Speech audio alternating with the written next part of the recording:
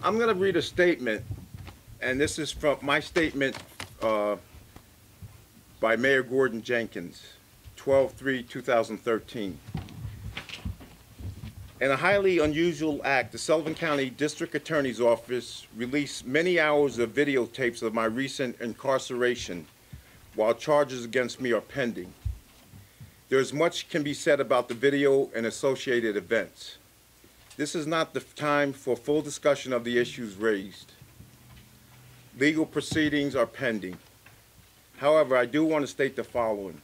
Number one, I continue to believe that if any police officer observed me in a state of what he or she believed was inebriated, the officer had a responsibility to approach me or any person in a similar situation at the scene of the traffic accident and offer me a ride to wherever I was going.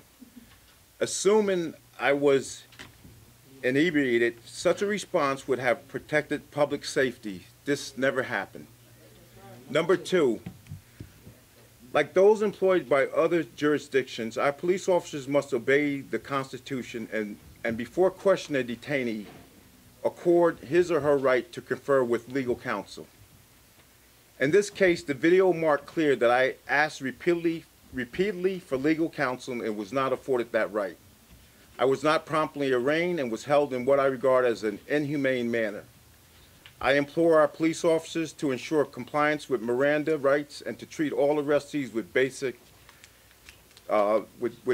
respect. Despite my evident frustration with what I believe was selective and targeted police conduct against me and the violation of my rights, I agree with those who have condemned my choice of language. I do believe that some of the response I have received as mayor has been discriminatory and that our village accomplishments has been obscured by focused on my activities or alleged activities. At the same time, I understand that letting anger get the better of me was a poor choice. And I apologize to those who are understandably offended with my choices of words and the manner in which I expressed my outrage and anger. I also recognize that the selected segments of police video portray me as if I'm possessed of a deep-seated racial animosity toward one of those involved in this incident. I am not and have spent my career working closely with people of all races and backgrounds. While I remain upset by how I was treated, I apologize for my profanity and my use of racial epithets. I understand that many cannot or do not discriminate between the use of such words by a person deeply upset and provoked, as I was, and the use of those words without provocation.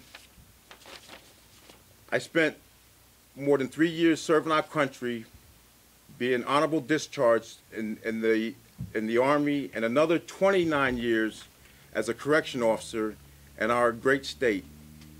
As noted, I have worked with my fine members of law enforcement and respect police officers who properly perform their duties and applaud their commitment to our community.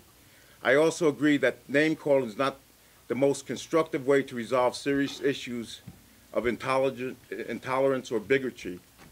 Ensuring that all people are treated with dignity, especially those cuffed to walls and powerless to stand up for themselves.